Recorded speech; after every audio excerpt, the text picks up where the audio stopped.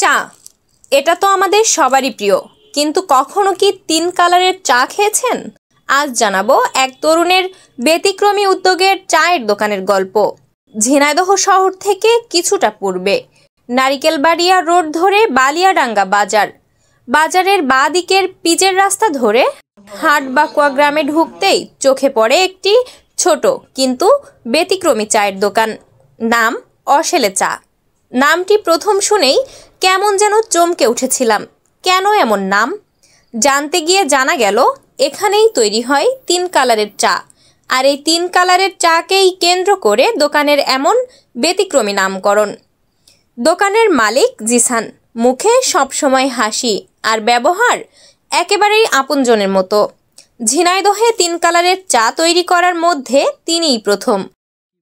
আর তাই বিকেল হলেই নানান জায়গা থেকে চা প্রেমীরা ছুটে আসেন জিসানের দোকানে শুধু এই অনন্য স্বাদের চা একবার চেখে দেখার জন্য। চলুন এবার আমরা জিসান ভাইয়ের কাছে জেনে নিই কিভাবে তৈরি হয় এই 3 কালারের চা, আর ক্রেতাদের কাছ থেকেও শুনে আসি তারা কেন এত দূর থেকে ছুটে আসছেন অশেলে চায়ের টানে। আচ্ছা, আপনি যে এখানে অশেলে চা খেতে এসেছেন, জি। কেন?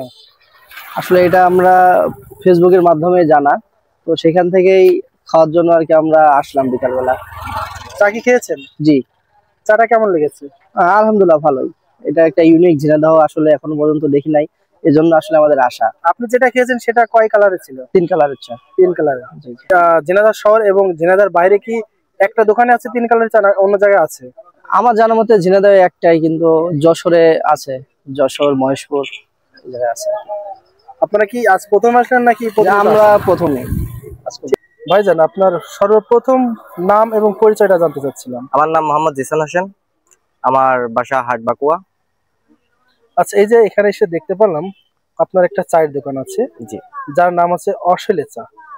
মূলত এই নামটা কেন দেওয়া হয়েছে? এই অশেলে চা দেওয়ার কারণ হচ্ছে, আমি যে সাধারণত 3 কালারের চাটি তৈরি করি, এই চাটি অনেকে বলে বিখ্যাত স্বাদের চা এবং অনেকে বলে অশেলে চা। তো আমি বিখ্যাত স্বাদের চাটি দিনে আমি অশেলে চা নামটি বেছে নিয়েছি। এজন্যই আর কি সাইনবোর্ডে অশেলে চা এন্ড কফি হাউস দিয়ে দিয়েছি। আচ্ছা, আপনার এই অশেলে চা খেতে কোন কোন জায়গা থেকে লোক এসেছে?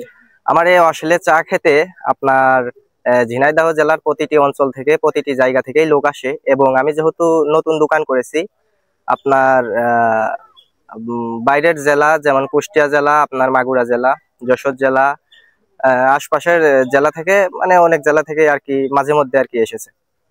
চাটা কেন বিখ্যাত, কিভাবে বিখ্যাত? এই চাটা বিখ্যাত হওয়ার কারণ, অনেক জায়গা থেকে লোক খেতে আসে, এই কারণেই চাটা বিখ্যাত।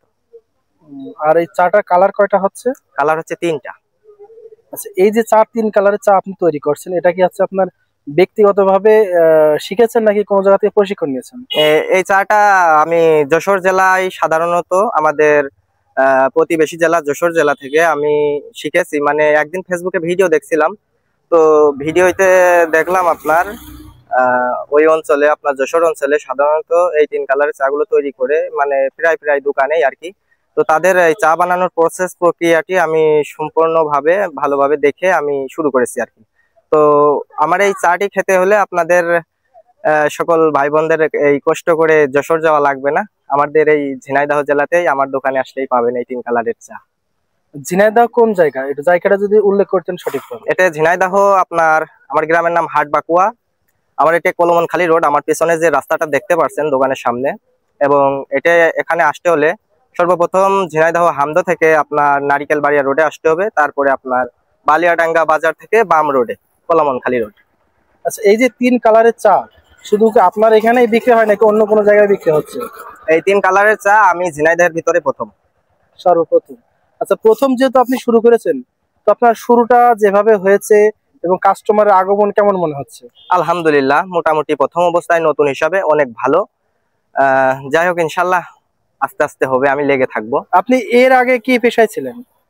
আমি এর আগে বলতে এখনো আছি সেই পেশায়, তার পাশাপাশি দোকানদারিটা করি। আমি ফেসবুকে সাধারণত ভিডিও তৈরি করি, আমার একটা পেজ আছে, ওইটাতে আপনার 2,26,000 ফলোয়ার্স।